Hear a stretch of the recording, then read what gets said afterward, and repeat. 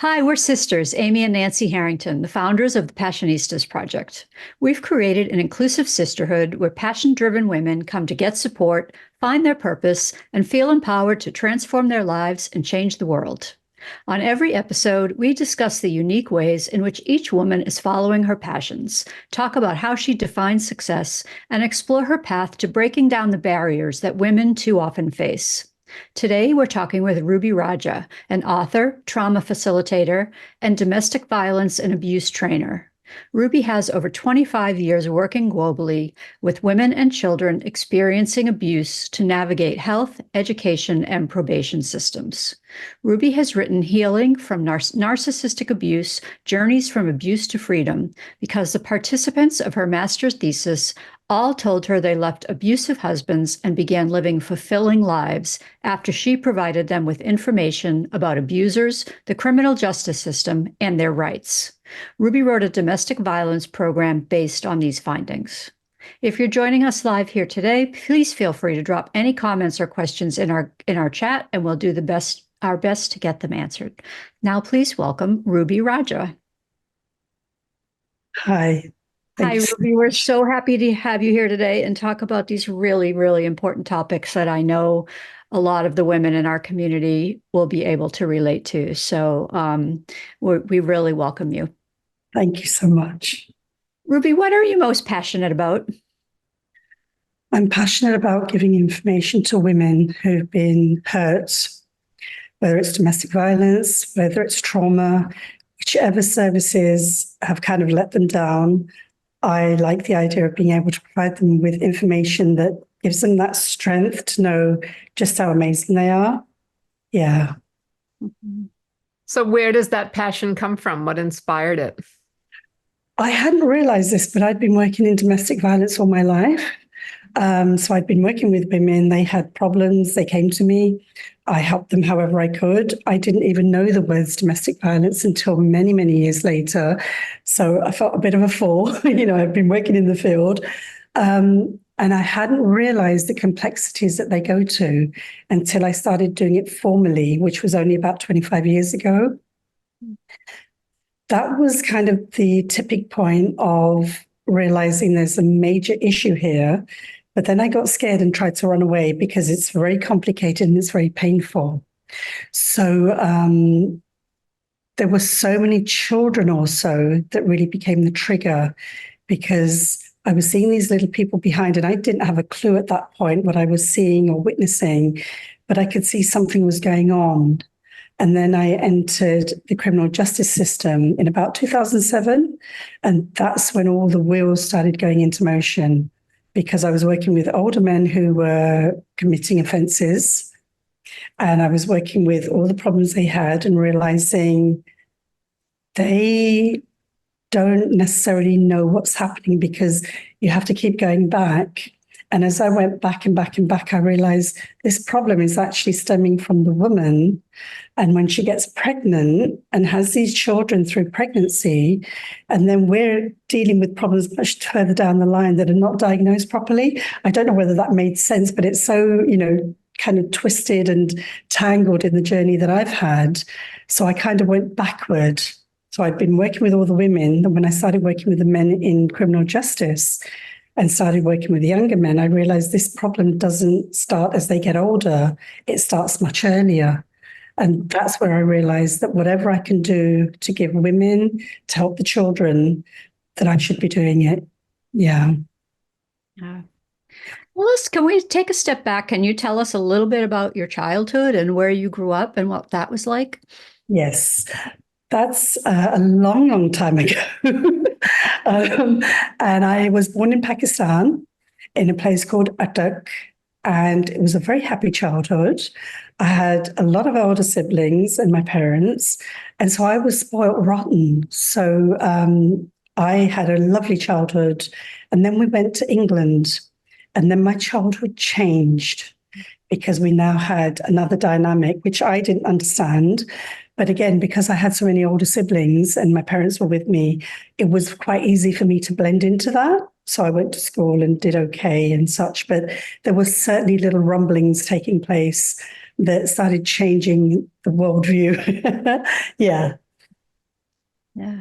So what did you do for work? Like as you got older, did you go to school? Did you go right into the workforce? Yeah, I grew up and did my completed education. I didn't go to, I started college and decided I didn't like the course, so I went back to it much later. And I started doing jobs. They were actually quite dynamic, and I didn't realize it at the time. So I did a job where I was doing development work for women in the transport industry. So we were arranging, so I didn't realize this was quite as important as it is now, then as I do now. I arranged a not domestic violence, sorry, a car maintenance course for women led by a woman. And this was all the way back in the 80s. And I didn't think anything of it. So we had a bunch of wonderful women come to learn about how to take care of their cars or their vans, scooters, bicycles. And we had a woman teaching them. So it was really wonderful. So I used to do strange things like that. And I also taught some English as a second language. That was my main kind of work. Yeah. That's incredible. I love that story. I have a niece right now who's studying to be a car mechanic, and it's like, good for you. Good go, Yes. girl. Absolutely. You don't realize how easy those things are. And then somebody says, you get it out like this, you clean it, you drop it back in, and you think, well, I could have done that a long time ago. But we're so afraid of it. So yeah, I learned a few things on that. That's so cool. So now talk about your work as a founding member of the first Muslim women's helpline in the UK. How did that get started? So we had a group of women who were talking about the issues that were confronting women back in London in the 80s. I wasn't part of that group.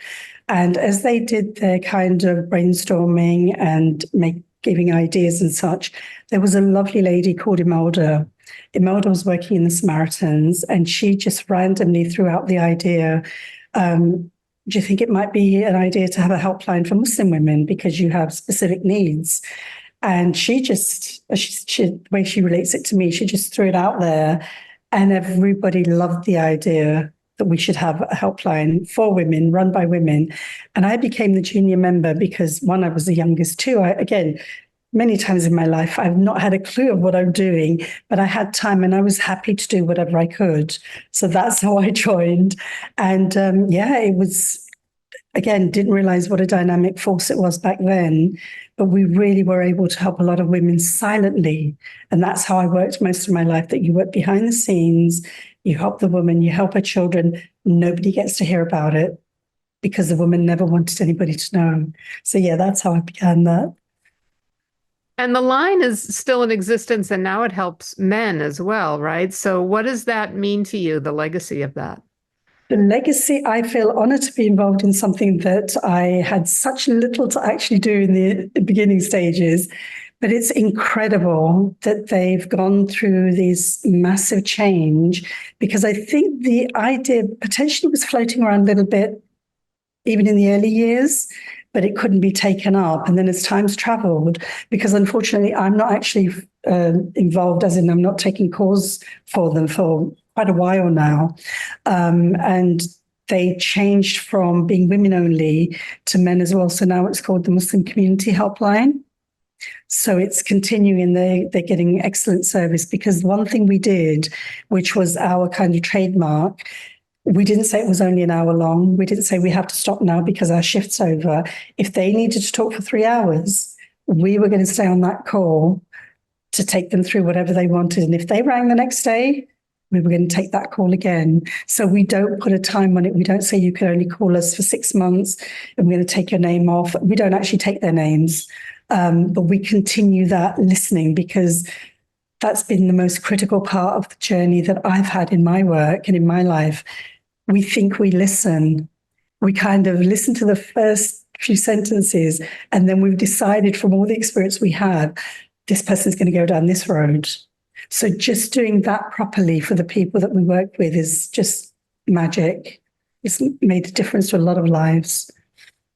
Yeah. So now in the 2000s, you became a domestic violence and abuse trainer. So describe your work in that capacity.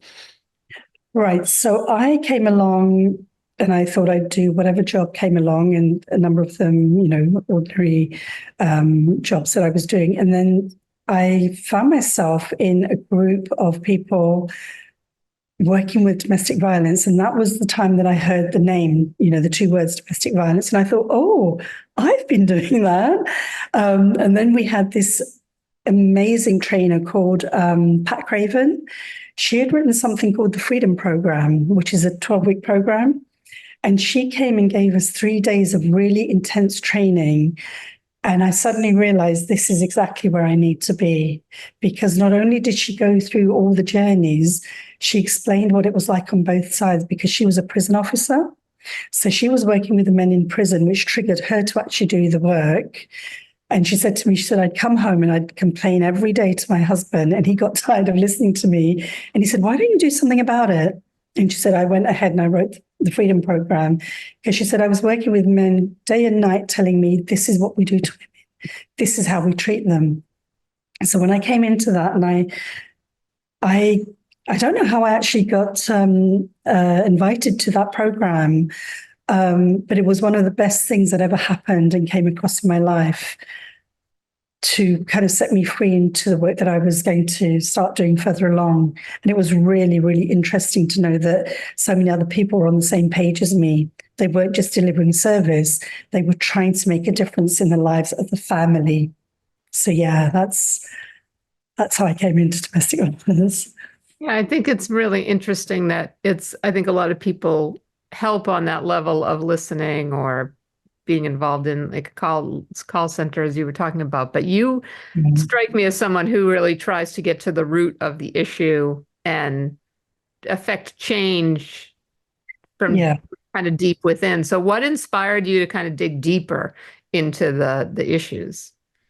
I always felt that things that were being delivered, the programs, whether it was criminal justice, whether it was social work, it didn't matter which institution delivered the program, it was boxing you in. So there's 3 of us, very different ladies here. They would want us to do everything at the same time each week. And that's not how people function. And if you've had a trigger, if you've had an issue when you're coming to that training session, you don't want to talk about that. And admittedly, they would modify it for you. But what I started seeing was when you let women speak freely, which is what I try to encourage. So if I ask you a question, let me know, tell me what you would like to share about your journey. They gave me what they wanted rather than me directing, like, I need to know this. What happened in the last incident? What did he do when you ended up in hospital? Which are very offensive. They hurt you inside. Even as you say the words, you feel this heaviness. But when you say, so let me know, what was it like? What happened? When you're just doing it as a casual conversation, I found many women with me would say, it was a really violent situation. He did this, he did that, but the guy never actually touched them. So when I would then go back and say, so was he actually, when you use the word violence, does it mean he hit you? Did he use a weapon? Did you do anything? And they would say, no. He was just really violent. So what I learned in that instance was in the systems, we use words, we put words in your mouth, and it takes away your freedom to speak and share how you want to. And when I just let them go freely, first of all, they share much more, and they share much more from within. They don't give you the superficial, oh, he did this on Monday and he did this on Wednesday. They will share the journey. So they'll tell you, actually, it started a week ago. This incident happened. And then 3 days later, my child did this. And then, so you get a full kind of holistic picture from their perspective. And then when I started hearing that, I thought, oh, hold on, this isn't what's written on the books.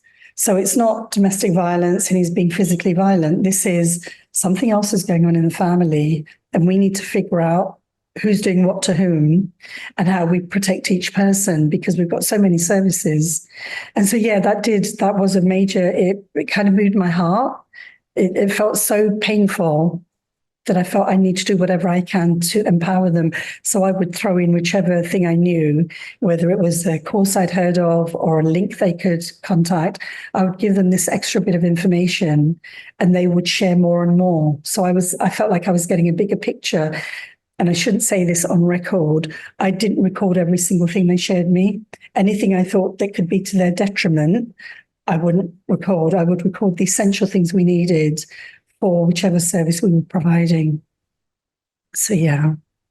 So while you were learning about these women that were being abused, you were also learning about the abusers. So what did your fieldwork teach you about how and why of abusers' behaviors? So this is a really fascinating and interesting question. When I first began the actual official work with people experiencing domestic violence, the women were using all sorts of colourful words, really, really nice ones that you can't say on air. And I, in my heart, don't believe anybody is completely evil. There are a few, but in the big grand scheme of things, things have happened. So I then went and joined probation. And what I learned, which is what I thought I would come up against, so many of the offenders have had nobody taking care of them, looking out for them, providing for them, forget listening to them. So they kind of were raised on the streets, many of them, and they learned tactics that they watched other people use.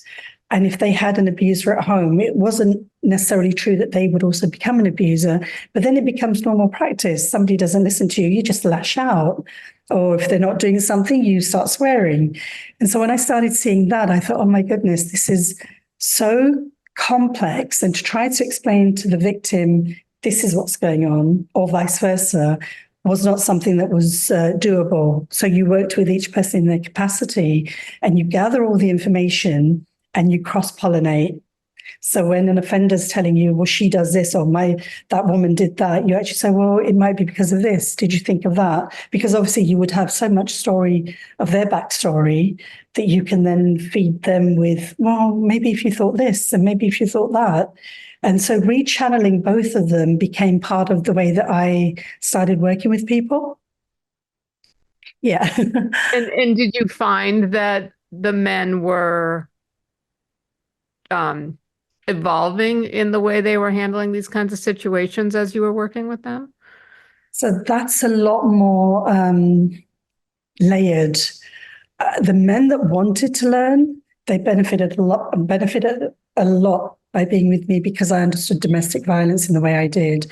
The ones that weren't going to change were not going to change because they hadn't arrived where they needed to make that, change or decision. One of the things I did find was that because I listened to them, I did the same thing with the men. I wasn't challenging them and I wasn't telling them off and I wasn't saying you did this and you did that. What I found was they started sharing and opening up more.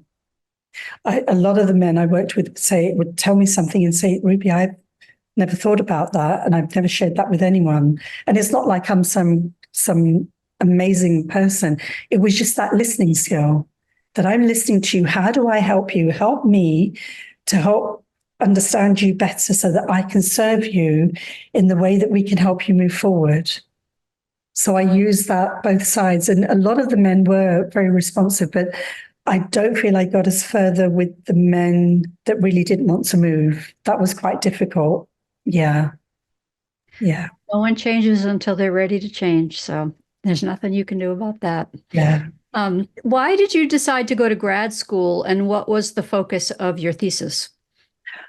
I had done probation, worked with all these amazing women, and the children's situation started really popping up for me and it started affecting me. I was getting worried for these children. I'd started working in a trauma-informed youth offending service. And when I worked there, I could see it black and white that you've got a child you can help. You've got adults around them that are not going to let you help them because they can interfere with your work. But then I was looking back at their journeys and I thought, you know what? I need to do something about this. And I'd always wanted to study further. And when I did my master's, I ended up writing on how women escape the self-imposed controls of marriage. which again, at this point, I thought I knew something, and I was really sad to say that I didn't, because I'd been working with so many women for so long, because it wasn't just Black women, white women, English women, European women, it's the whole, gamut of different religions, different cultures. And when I did that, I ended up, my participants actually ended up being Muslim women. And all three of them, I was just sharing the knowledge that I'm sharing with you and just saying, well, narcissism is this. This is how it manifests itself. This is how they show up. This is what coercive control is. And this is what the law says. So all simple things that I would pass on to anybody. And I did my thesis. I went away after I did my thesis. I left England. In fact, I came to America. And when I returned, for some reason, I thought I would just check up on these ladies. And they had already kind of left their partners, but they were very vulnerable and very much in the frame of, I can't do anything. When I returned, all three had left their partners and were actually thriving. So when I spoke to them, I was going to ask them some questions, and I decided to actually write them up and give them the questions, tell them I would be recording and transcribing, just the same way I did my master's. And everybody was happy with that. And they told me that they were able to do what they were doing because of the information I gave them. And again, as you've probably gathered by now in this interview, I just sat there and I thought, all I did was tell you what I know. I didn't do any kind of encouragement or any do this, do that. I did direct them in terms of there are these services that help you with this, and that person does such and such. I couldn't believe it. I couldn't believe how far they'd come along just on the information I provided. So that led me to create the Change Your Narrative program. It was just blew my mind that just by giving people information, they can make such, oh my God, life-changing decisions. And they all have children. So their children are all free from domestic violence abusers. So that was a real high point. Yeah. Fantastic. So tell us about founding your company and why you decided to do that, what it's called and everything. Right. So after my thesis and then the book, I don't know whether I mentioned I wrote the book after that, which is what you mentioned at the beginning. I wrote the book, and as I started doing the works that I was doing, I just thought, I need to provide information free. What can I do to do that? So one of the things I could do, I've created a website and I'm populating it now with as much free information as I can and as many resources. So I've got some books that I refer. If somebody wants to buy them, they can. If they don't, just have a little, Google some of the things and find some information, but also some videos. And the videos show you different countries that are doing different things. So something's happening in Afghanistan, something's happening in Pakistan, something's happening in Egypt. All those videos are uploaded. So basically hit the button and learn. And then there are also helplines. So, if you're really stuck, there's probably going to be a helpline you can call or a person that you can connect with and get the information you need, because you are not alone and you are amazing. And that's the message that I want the women to know. They're perfect just the way they are. They just don't know it yet. They need to dig a little bit deeper. And once they get onto that kind of resource page, there'll be so many things that they can just pick up. They can read 2 minutes, close it, go out of the website. So what I'm trying to do now, I've got some more pages that will be going onto my website. I'm having a page for victims, a page for practitioners, and a page for Muslim-specific needs. So I'm populating that with information. So when women access that page, they should be able to find out information, just literally a button. So I really, really wanted to give as much information free as I can so that women go away and make the choices they want to, not the ones that professionally say, well, he's doing this, you need to do that. Women don't learn like that. And my understanding of that is when you're telling a woman what to do, especially in domestic violence, you're actually re-traumatizing them because they're now having to listen to the professional. They'd be listening to the abuser. Now the professional's telling them, well, you've got to do this, you must do that. When we leave them, as the women of my thesis showed me, when we leave them with the information, they run away with it. because that empowers them and they make the decisions they need to according to their circumstances. And also not in our time, in their time. So if you go onto the website, you can start today and finish in a year. You can start today and just stay on it and keep learning. You can start today and decide to do one of the programs I deliver. So yeah, it was important that I put that information out there. Yeah. So talk about those programs that you have on your site. Right. So I've got the domestic violence program that I created, and I've modified that now. So I now do it one-to-one. And what I do is I take women through their life's journey, and then I get them to look at their real life. Probably sounds a bit cheeky. And I'm not trying to challenge anybody, but I am trying to get people to think beyond. This is not like, it's not two-dimensional, it's your real life. So I'm trying to get them to look at things like patriarchy, culture, and religion. How does that affect you, and where does it come from? Does it come from your mum, your dad, society, the environment you grew up, the household you grew up?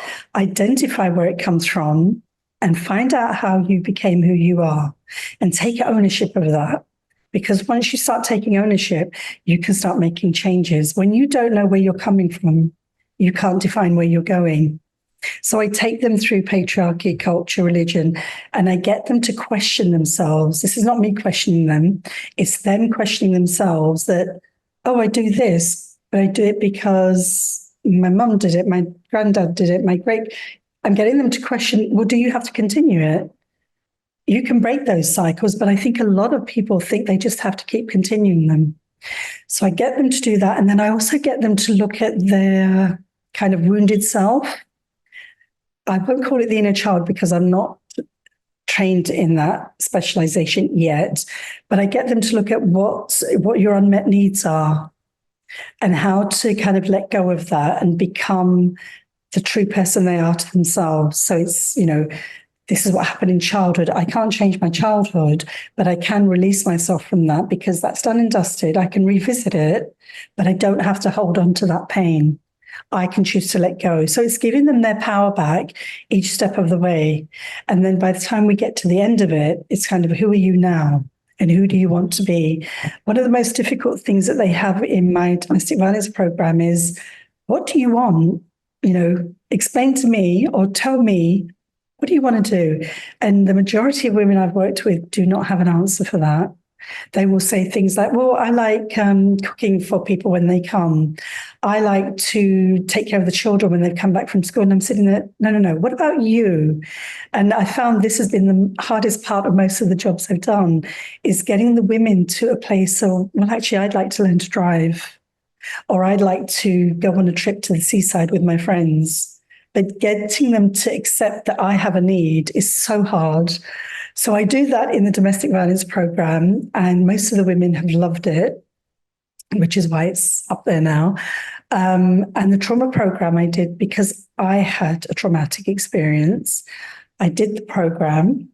And when I did the program, I learned so many skills and so many ways of managing the adrenaline and all the things that were happening internally that I got myself certified. And I now deliver that program too. So they're the two programs. The trauma program actually is a 7-week program, and it gives you a lot of things that you can learn from. Each module has a kind of, exercise at the end. We never tell people what to do. We never tell them you must do it. The people that do it benefit because they learn skills quicker. So when we're teaching the skills of getting through whichever trauma they've gone through, when they actually do that, they usually come back stronger the next week. And what we find is most people do them. After the program, when they stop, some people do regress because you do need to stay with what you're doing in order to get through it. But it makes a massive difference just in 7 weeks. So yeah, they're the two I'm delivering. What have you learned about yourself through all this work that you've done? I've learned that I know nothing. Every time I thought I knew something, I realized I didn't. And when I didn't know something, I realized I knew more than I did. But I think the most important thing is, again, the same thing I teach the women: trust yourself. When I first started having the concern about the babies, the unborn babies, and I didn't have anywhere to place that thought, place that idea, it was just whirling around in my mind. And then when I started speaking about it, I realized, oh my goodness, so many of the children coming into criminal justice are affected by that. So talk about what you're feeling to somebody, share that thought or write it down, but don't doubt yourself too much. You know, you might question it, but don't doubt yourself too much. Let it go. There's a lot of things people give us that we receive. We partially internalize them, but we're picking up other things that we don't share back. When we share them back, which I found with all the women I work with, they give me more and more. And we were able to help them recover much quicker because they'll share more pertinent stories. So yeah, I've learned that I've got some skills that I don't know I have. And together, whoever I'm working with, we can make a massive change in both our lives. It's not just their lives that get changed.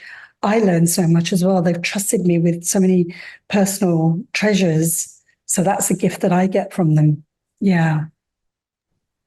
You've mentioned this a few times, and I'd like to dive deeper on it. The information that you shared with us about unborn babies and abuse. Can you talk about that a little bit? Yes. Unfortunately, I don't have any qualification on this. I don't have any major research on this. But what I do know, there was research in 2007. I was in the University of Bristol at that point. And research had been done that said that when a woman's pregnant and she's with an abuser, when he comes into the room and he starts getting closer to her, the baby stops moving. So there is research out there that when you're carrying your baby, the baby gets affected by abuse that's happening in your life. What I've personally seen is the children have a lot of behavioral difficulties. They latch on to mum an awful lot because they feel the need to protect her, even as young as 1 and 2. And as they get older, they get lost in the system because the system then starts labeling them.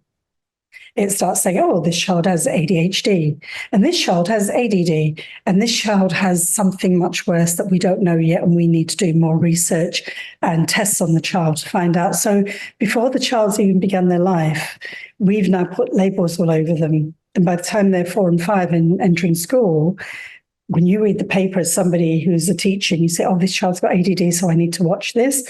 ADHD, I need to work with them like this. So we've already set them up to fail. And for the mums that are thinking that their child's safe with the baby in their tummy, the problem we have there is the mother probably doesn't know she's in a domestic violence relationship because she's working so hard to protect the abuser because she doesn't want everybody to know she's having a difficult time. So in that case, we're leaving the baby to all sorts of possibilities, which are all quite negative. The best way for me to share that story is I attended a conference, I think it was in December 23, and there was a lovely lady there who was sharing her story. She'd been through domestic violence, very severe domestic violence and abuse. Her husband left her because he'd blinded her, so she was now of no use to him whatsoever. And when she had nothing left, she had to pick up her life again. I'm obviously making this into a synopsis. She kind of started from way before when he met her and he started doing what he started doing. And she said that when he left me and I started rebuilding my life, my oldest child, I think her oldest child was 14, and she had 2 more behind. I think one was under 10. And she said, that was the first time in my life that I saw my children. And she didn't actually have physical sight now. She had taken care of her children. She had washed them, bathed them, cleansed them, took them to school, brought them back from school, got them to do their homework, but she had actually never seen them. And when she said that, I thought, they're the children that I'm talking about, that people don't see them, they get missed. The child's never going to be able to explain that my mother wasn't there, even though she was. So those are the children that I'm trying to reach and let women know you don't have to do anything, but protect the first 3 to 6 months and be there, be physically present. So when you're actually stroking your child needs to feel all of you. It probably sounds really stupid when you say it like this, Well, when you're stroking them, of course they're feeling you. But if you're not present, that's what your child is going to feel from you. That there's somebody here, they take care of my needs, but my emotional connections are not being connected. So when that wonderful lady shared her story and she said that, I remember my heart just going thump. Oh my goodness, she's actually lived through it. And now she's out the other side. Now they do all the normal things mothers and children do, and they enjoy it. They go out together, they eat together, they play together. But now she can feel her children, and she actually explained that in more detail. And I thought, I wish I could share this story with other women, just to let them know that there's a possibility of something like this occurring around me, because it might trigger them to go, oh my gosh, that's me. Because it's so painful that she's done everything, but she wasn't there for them. And so many families are in that situation.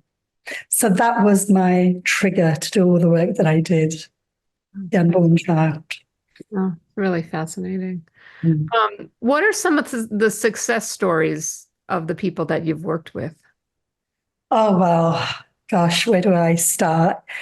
One of the things I can say is there's been so many positives in this journey, from simple things like women getting the information, not actually doing anything with it. So they never shared anything with anybody, but internally they were now standing with their shoulders back.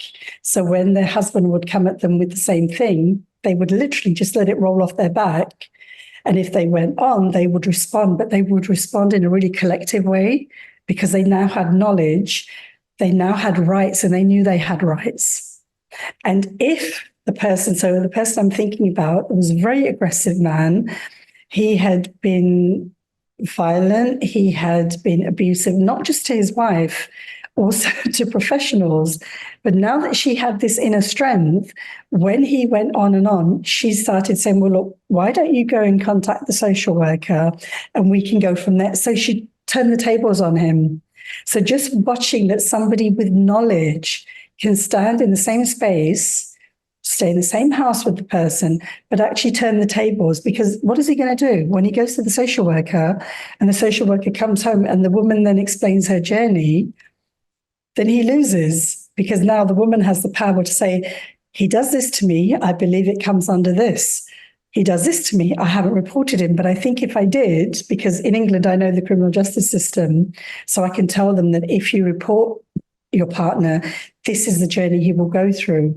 So I empowered them with so much knowledge that they were able to take their power back. And that was inspirational, because the ladies that were on my master's thesis, when I came back and when they started talking to me about the things I shared with them, they were giving me the intersectionality of where this thing crosses with, and I just sat there and I thought, I didn't teach you that. You've made all these connections because you listened and you practiced and you used it.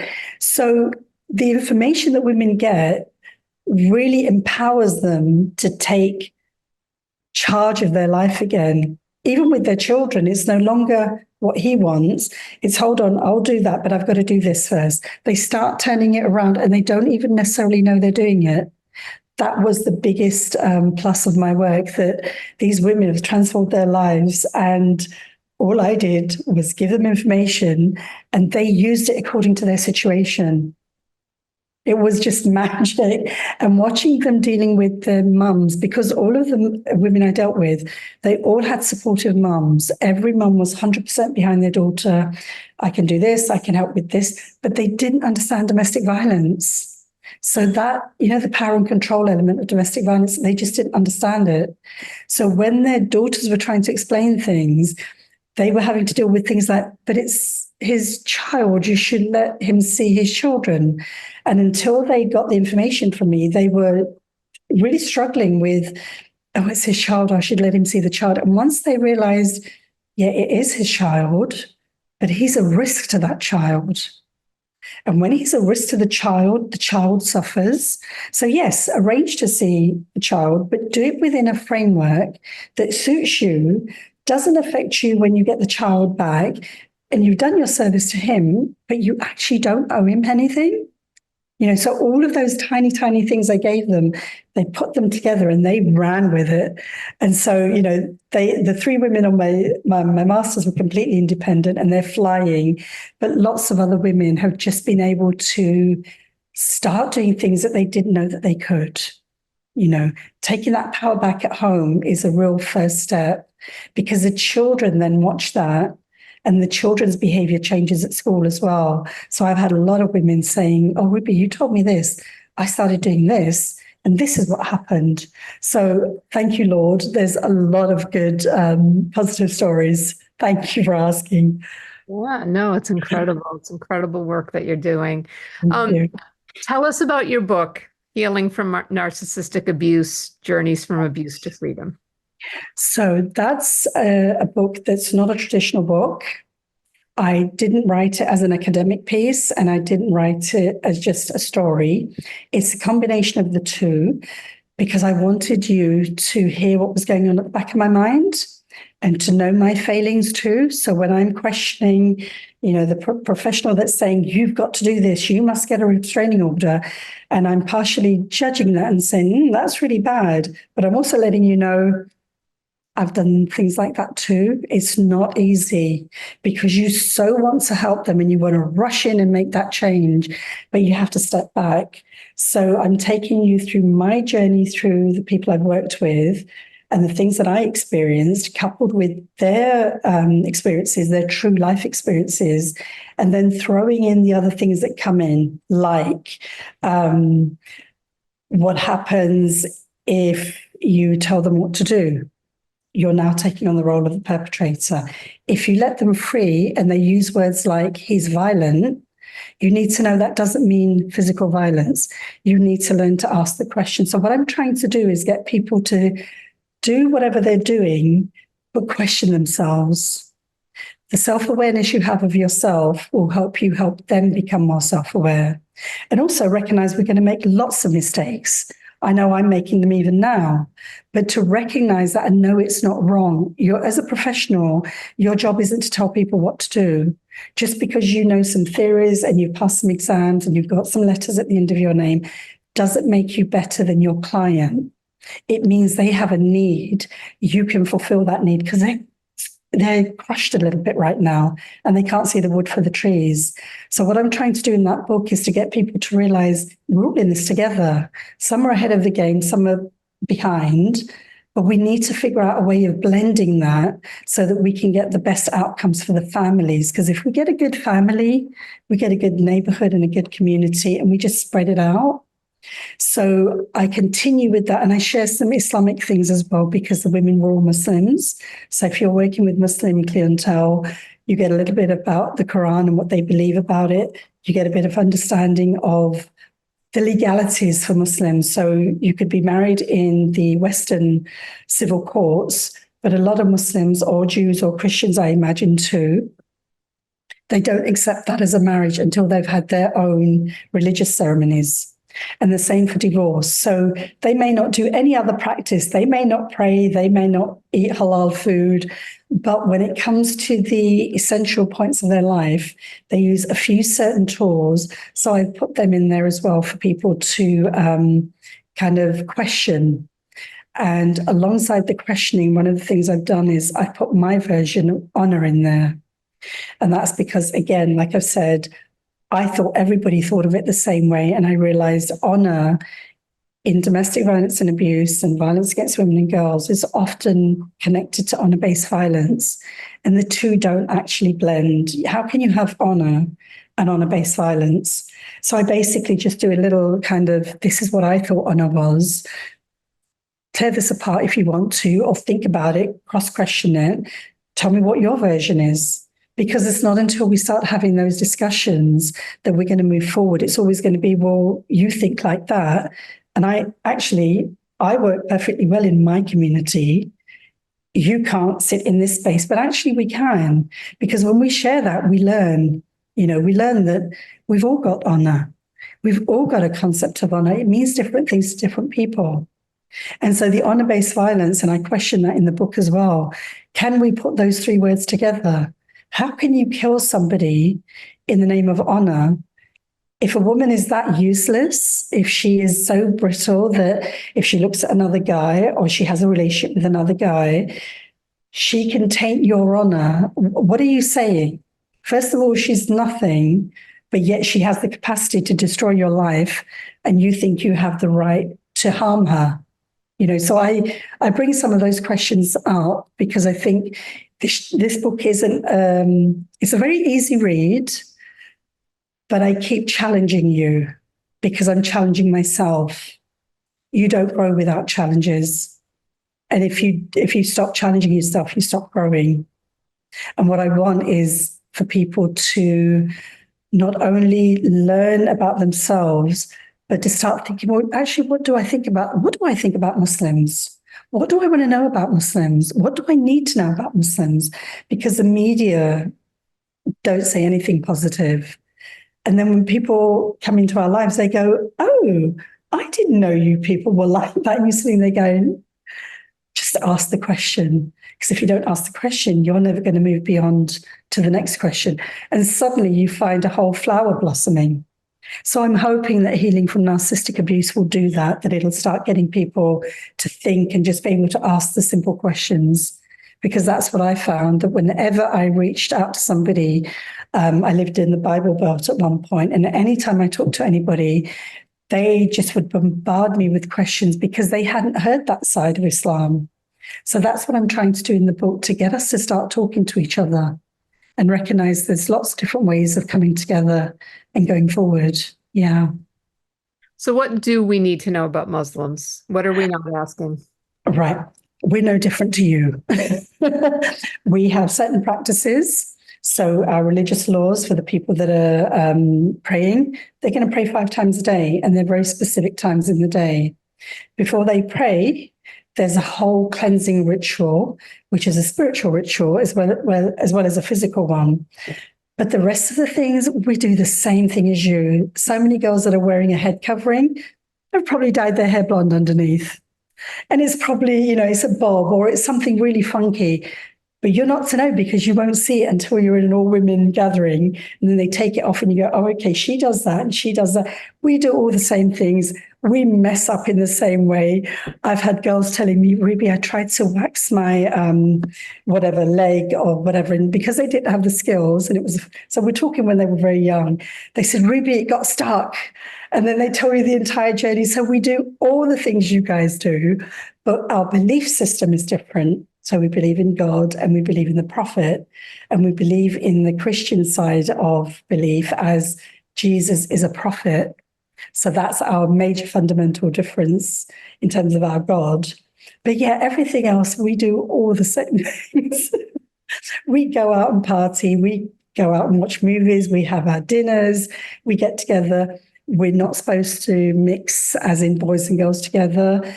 But in the West, we have to. That's life. Everywhere you're going, it's mixed. So you mix together. So there's a lot of similarities. I think probably if there's a fundamental difference, it would be on the relationship side, because there are still a lot of arranged marriages. And so that's probably one of the bigger fundamental differences. But actually, if you learn how they're done, they're not as frightening as they seem when they're put out in the media. You're not just thrown with somebody. And the people that are in that capacity, their entire life would have been structured around it. So they know no different. So for a Western person to make a judgment on somebody else's life, when you've had, so many generations of doing it one way, they don't know any different. So if you said, okay, go out and have dinner with that guy, they wouldn't know what to do. They would just sit there and go, okay, and they would be obedient. So I think the marriages and relationships, that's probably where the fundamental difference is. But everything else, we're as vain as the next person. We want to do our eyes. We want to do our teeth. And the thing I have problems with, this is so bad, I shouldn't say this out loud, why girls are putting in so many fillers and things. I just think you're just perfect the way you are. Stop it. You're ruining your life. So we do that as well. And I do what I'm doing here. I have my little, I wish she didn't do that. She's so much prettier. But yeah, we do all of those things. Thank you for that. That's beautiful. And what is your definition of honor? How do you define it? So what I had thought honor was that you kind of respect each other. You've got your parents who you respect because they're your parents. You might have your arguments, but you still respect them. You value everybody's opinion because that's where I had come from. My family values each other's opinions. We have our inner fighting like everybody else, but we listen to each other. So I may not agree with you, but I'm going to listen to you. So you've got all this space of respect. Okay, so I don't like you on this issue and I don't like your opinions on that issue. But it's the issue and the opinion. And yes, I don't like what you're saying about it, but everything else should stay intact. It isn't that if I do something, it should affect your life, which is the way honor's being portrayed now. And also, so coming from an Islamic perspective, we're taught to respect our elders, but we're also taught to honor our little people. So I'm expected to show love and kindness and mercy to the younger children or nieces, nephews, brothers, sisters. So it's just inbuilt. And I thought it was like that for everybody.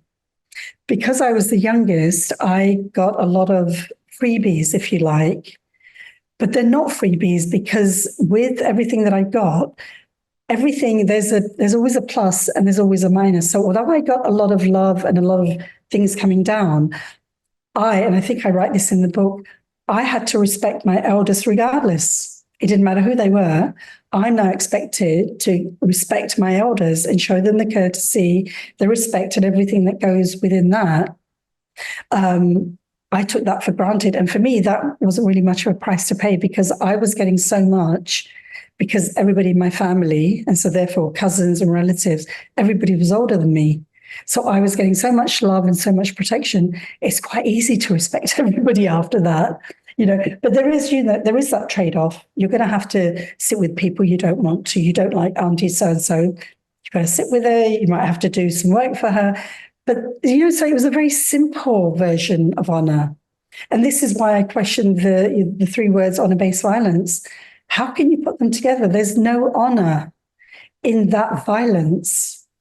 Whose honor are you protecting? So that was my kind of understanding of what honor was. Yeah. And what were you taught about women's roles in society when you were growing up? So this is really interesting because I came from the classic. I was raised to do my schooling, education, maybe do a job, but to be a wife and then a mother. So I went through that lovely traditional, being raised in this very nice format, which I was really happy with, but it backfired and I wasn't ready for that. Nobody told me it might go wrong and what you do from that. So I was raised I had a lot of rights. Islamically, I have a lot of rights. So land, if I have land, it's mine. It doesn't automatically shift ownership when I marry my husband. If I'm working, the money's mine. So I have a lot of rights to my property, my ownership of things. I had been raised with that. Again, I knew no different. I thought all girls knew that. And I don't think you can imagine how my head exploded when I realized women don't know any of this stuff.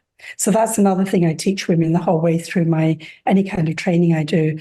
And even within a divorce, so I got divorced, even within the divorce, I should have been taken care of. I wasn't, so I worked and so on and so forth. But there were so many rights given to me by Islam that I was really secure in who I was. I didn't challenge things growing up because, again, financially I was secure. Everything was going along nicely. I had no need to challenge anything. But then when the time came, I just stood into the space that I had to and took care of my business. So that kind of the nurturing you get, I was validated. I watched people being validated all my life. I didn't see people being disrespected or, oh, she's stupid. Oh, he's an idiot. I didn't, you do hear those things, but not in a way that minimizes or harms person. You hear that person's a twit, they made a bad choice or something. So I was raised in an environment where we were listening to each other. So when I was part of the helpline and we learned to listen slightly differently, I realized, oh my gosh, there's a whole new layer of listening. which is very strategic. So, when you've been listened to, you expect to be listened to. So when I go to places, my daughters have told me this, she said, you go into a place like you own it. And I thought, but I go there because I think I'm going somewhere for information. They're supposed to give it to me. The same way when somebody comes to me, I give them everything I have in my field. So I just took it for granted, and that's where my naivety comes in. But I'm better now. We're always learning and growing. Yes. Yeah. Is there one lesson that you've learned on your journey so far that really sticks with you? Oh, that's difficult. I think for me, so this would be in my personal life. So when I separated, I started making decisions, and I'd been making them before, but I hadn't realized how powerful those decisions are. So when you're making whatever decision you are for yourself, for your children, to get as much information as you can to make that decision. I had my family, so there was a lot of information given to me that, you've got a son, you've got a daughter, and raising the children in the right way, as in boys need to be parented a specific way and girls a specific way. And I've been really diligent about not giving one authority over the other. So if my daughter does something, my son has to do it. So he doesn't get to come home and just sit down and relax. Everybody does everything. So I think it would be that decision-making process when it's coming to affecting lives. That's been the most important thing that I've learned, that not only can I make those decisions, when I make the mistakes, I'm also in a position to change that. So yeah, it's because I always had people around me to kind of carry the fallout if I did something wrong. But when I was divorced, even though they were there, I needed to carry it. So I think that's been the most important decisions. If you make a wrong decision, you can make it right. So you can change your thoughts and feelings and what you feel about something. Yeah. That's beautiful. One last two-part question. What's your dream for yourself, and what's your dream for women? Right. So my dream for myself is crazy. I am going to climb to the base of K2, which is in Pakistan, God willing, because it's such a beautiful mountain and the areas around it are quite breathtaking and devastating. So that's one of my dreams. That's one that came to the top of my head. For my women, I wish them the knowledge of knowing how amazing they are and to be able to take that step to become the person they want to become for the rest of their lives, because they can. And not to fear it. And I'm saying this very casually because I've worked with so many women, but not to fear that step. I know it's really hard. I know it's probably the most difficult thing they'll ever do. But if they take that step, they will start pushing themselves forward. They will propel forward, and they'll open up a whole world that they don't know exists. So yeah, that's what I'd want. So how can people get in touch with you if they want to work with you? So I have a website. I think I've given that to you. I don't know whether that can come at the bottom of anything or whether, if you could share the website, because on the website, there's a get in touch page. And if they message me, I can respond by email. And if they'd like to leave a number, I'm happy to call them if they're happy with that. Yeah. Perfect. So we cannot thank you enough for joining us today, Ruby. This was a fascinating conversation, and you are just such a beautiful soul. We're so glad you've come into our lives, and we look forward to many opportunities to work together in the future. Thank you so much. I really appreciate this, and I hope I can be of service to some of the women. Thanks for listening to the Passionistas Project. Since we're not only business partners, but best friends and real-life sisters, we know how unique and truly special our situation is. We know so many solopreneurs, activists, women seeking their purpose, and more, who are out there doing it all on their own. They often tell us that they wish they had what we have. So we're creating a space for them and you to join our sisterhood, where trust, acceptance, and support are the cornerstones of our community. By joining, you become part of our family. We'll give you all of our sis tips on building meaningful relationships through the power of sisterhood, and all the tools you need to thrive in 3 key areas: business growth, personal development, and social impact. You'll learn from our panel of Power Passionistas, who are experts on topics like transformational leadership, following your intuition, the power of voting, and so much more. You can join us virtually and in person at storyteller events and meetups to connect with other members of the community. And you'll be able to participate in our online forums with other like-minded women and gender non-conforming, non-binary people who share your values and goals. Be sure to visit thepassionistasproject.com to sign up for your free membership to join our worldwide sisterhood of passion-driven women who come to get support, find their purpose, and feel empowered to transform their lives and change the world. We'll be back next week with another Passionista who's defining success on her own terms and breaking down the barriers for herself and women everywhere. Until then, stay passionate.